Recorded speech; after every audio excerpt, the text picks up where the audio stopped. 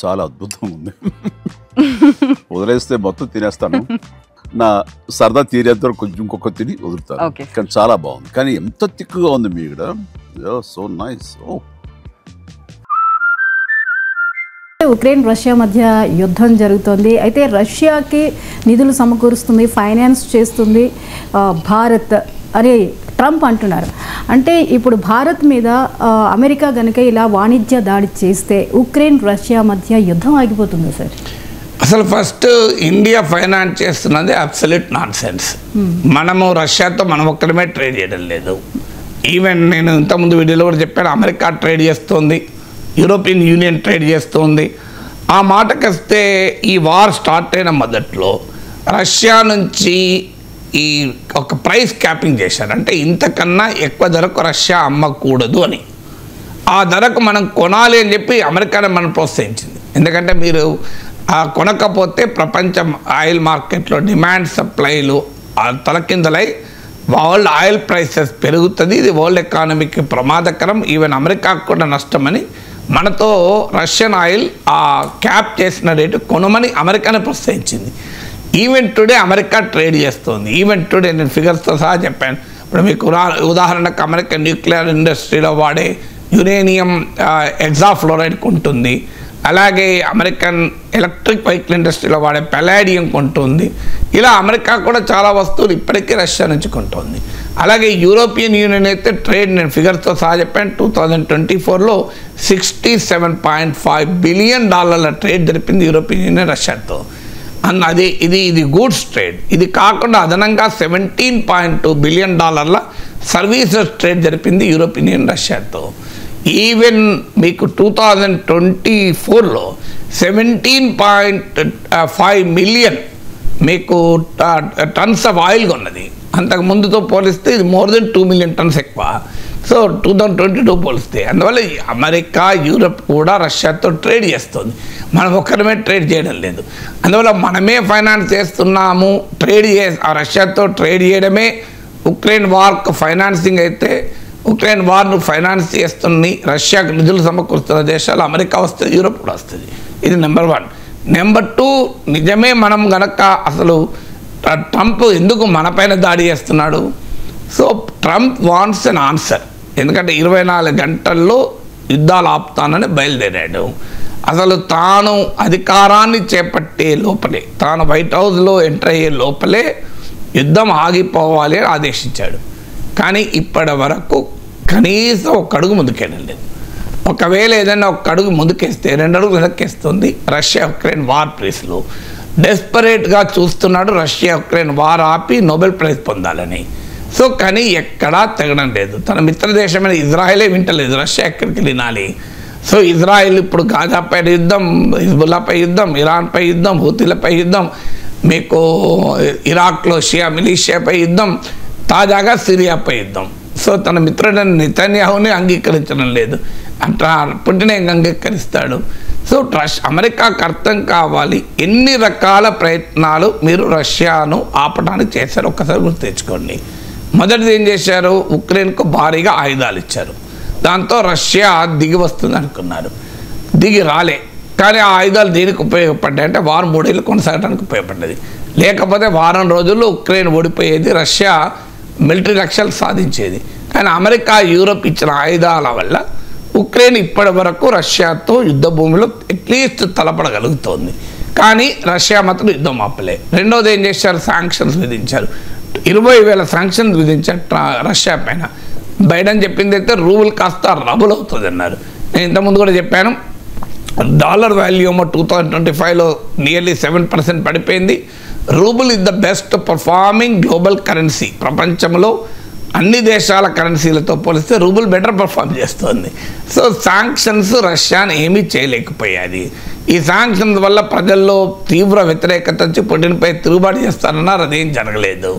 So ఈ sanctions వల్ల రష్యాతో ఎవడు వాణిజ్యము చేయరు, స్నేహము చేయరు అనుకున్నారు, అది జరగలేదు. అందువల్ల ఇది మూడోది ఏమన్నారు? ఆఖరికి దిగి వచ్చి నాటోలో ఉక్రెయిన్ చేర్చుకోమని కూడా అన్నాడు. సో అదే ఫండమెంటల్ ఇరిటెంట్ కదా. నాటోలో యుక్రెయిన్ చేరుతుందనే అంశంపైనే ట్రంప్ వార్ మొదలుపెట్టాడు. సో పుటిన్ వాదన కరెక్ట్ అని ప్రకటిస్తూ నాటోలో ఉక్రెయిన్ చేరదని కూడా ప్రకటించాడు. అయినా కూడా పుటిన్ ఇంటలేడు.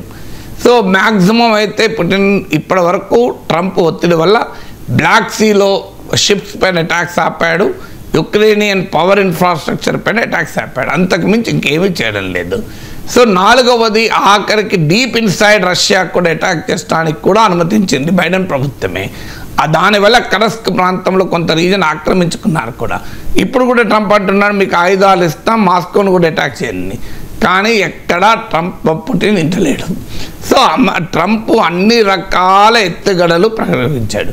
చివరకు 50 రోజుల్లో యుద్ధం ఆపకపోతే తీవ్ర ఆంక్షలు ఉంటాయన్నాడు. జూలై 29th రోజు దాన్ని 12 days 10 to 12 days మార్చాడు. సో 10 to 12 daysలో ఇప్పటికి ఒక 9 days అయిపోయింది.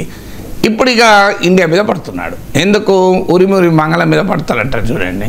సో ఉరిమిండు పుటిన్ పైన అది ఏమీ కావడం లేదు. అందువల్ల మంగళం పైన పడ్డట్టుగా భారత్ పైన పడుతున్నాడు. సో రష్యా యుక్రెయిన్ వార్కి ఇండియాకి ఏం సంబంధం? మనతో ఇండియా రష్యాతో ట్రేడ్ చేయకపోతే ఉక్రెయిన్తో వార్ అవుతుందా? ఈ కామన్ సెన్స్ కూడా ఎందుకు ఉండదు? అందువల్ల మన వల్ల యుద్ధం మొదలు కాలేదు, మన వల్ల యుద్ధం నడవడం లేదు, మన వల్ల యుద్ధం ఆగదు. అందువల్ల ట్రంప్ అన్ని రకాల ప్రయత్నాలు చేసి ఫెయిల్ అయ్యాడు. మరి ఎందుకు ఫెయిల్ అయ్యాడు? దీనికి రీజన్ ఉండాలి కదా. అంటే ఫెయిల్ కావటానికి కారణం రష్యా ఏం కోరుకుంటోంది, అమెరికా యూరప్ ఏం కోరుకుంటుంది, అక్కడే మౌలికమైన డిఫరెన్స్ ఉంది. ఆ డిఫరెన్సెస్ను డిప్లొమసీ ద్వారా పరిష్కరించుకోవాలి. అది చేతనవడం లేదు. ఉదాహరణకు ఉక్రెయిన్ కానీ యూరప్ కానీ అమెరికా కానీ ఏమంటోంది, మొదలు సీజ్ ఫైర్ కాల్పుల విరమణ జరుపుదాం, ఆ తర్వాత చర్చించుకుందామని అంటున్నారు. ట్రంప్ పుటిన్ దానికి అంగీకరించడం లేదు. ఇలా ముందు కాల్పుల విరమణ ప్రసక్తే లేదు. ఒక కాంప్రిహెన్సివ్ సొల్యూషన్ రావాలి. ఈ యుద్ధానికి కారణమైన అంశాలను ముందు శాశ్వతంగా పరిష్కరించాలి. అదేంటి అంటే నాటో ఈస్ట్ వర్డ్ ఎక్స్పాన్షన్ ఆగాలి. రష్యా భద్రతకు ప్రమాదం ఏర్పడే రీతిలో నాటో విస్తరణ జరగకూడదు. ఇందుకు ఖచ్చితమైన రిటర్న్ గ్యారంటీలు ఉండాలి. నువ్వు ఏదో ట్రంప్ ఇలా మాట్లాడితే రేపొద్దున మళ్ళీ ఏం చేస్తాడో తెలియదు. సో ఇది ట్రంప్ పుటిన్ అడుగుతున్న వాదన. దీనికి డిప్లొమసీ ద్వారా పరిష్కారం చేయాలి. అన్నిటికీ మించి ఇరాన్తో అమెరికా వ్యవహరించిన తీరు వల్ల పుటిన్ స్టాండ్ చాలా బలపడింది. పుటిన్ అంతకుముందు వాస్తవంగా చర్చలు కూడా జరిపాడు ఉక్రెయిన్తో.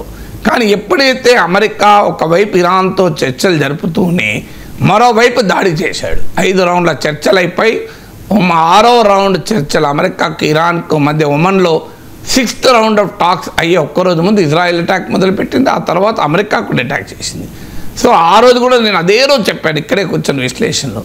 ఏమన్నానంటే మీరు ఇరాన్తో ఒకవైపు చర్చలు జరుపుతూ దాడి చెయ్యమని భ్రమలు కల్పిస్తూ ఇరాన్ పైన ట్రంప్ దాడి చేశాడు. దీనివల్ల ట్రంప్ క్రెడిబిలిటీ పోతుంది. అమెరికాను ఎవడూ నమ్మడు, ట్రంప్ను ఎవడు నమ్మడు అన్నాడు. అదే జరుగుతుంది. ఇప్పుడు పుట్టిన అనుమానం కూడా ఏంటంటే ఒకవైపు చర్చలు జరుపుతూ మెల్లగా సీజ్ ఫైర్ ప్రకటించాక ఎక్కడ మళ్ళీ ట్రంప్ మాపై కూడా దాడి చేస్తాడేమో. ఎందుకంటే ఇరాన్ విషయంలో అలాగే వ్యవహరించాడు కదా. ముందు వైపు నుంచేమో చర్చ జరిపాడు, వెనక వైపు నుంచి వచ్చి పొడిచాడు. సో ఈ దొంగ దెబ్బ తీయడం ట్రంప్కి అలవాటు, అమెరికాకి అలవాటు. ఇరాన్ విషయంలో అదే జరిగింది. మా విషయంలో కూడా అదే జరుగుతుంది కనుక మేము జాగ్రత్త పడుతున్నాం అని రష్యా క్లియర్ స్టాండ్ తీసుకుంటుంది. అందువల్ల ఇవాళ రష్యా ఈ రకంగా అన్కాంప్రమైజింగ్గా తయారు కావటానికి కారణం ట్రంప్ విధానాలు. ఇండియాకేం సంబంధం ఇది? So Trump failed diplomacy, ఫ్లాడ్ diplomacy వల్ల పుటిన్ వింటలేడు. దానికి ట్రంప్ వాంట్స్ ఎస్కేప్ బోట్. ఎవరినో బలి తీయాలి కదా, తన తప్పని ఒప్పుకోలేడు కదా, దేశ ప్రజలు అంగీకరించారు కదా. అందువల్ల పుటిన్ విషయంలో, రష్యా విషయంలో ట్రంప్ ఫెయిల్డ్ అండ్ ఫ్లాడ్ డిప్లొమసీకి ఒక స్కేప్ బోట్గా, ఒక బలిపశువుగా ఎవరిపైన ఆ నేరాన్ని మోపాలి కనుక భారత్ పైన ఆ నేరాన్ని మోపుతున్నాడు. అందువల్ల భారత్తో వాణిజ్యానికి ఉక్రెయిన్ వార్కి ఇంటి సంబంధం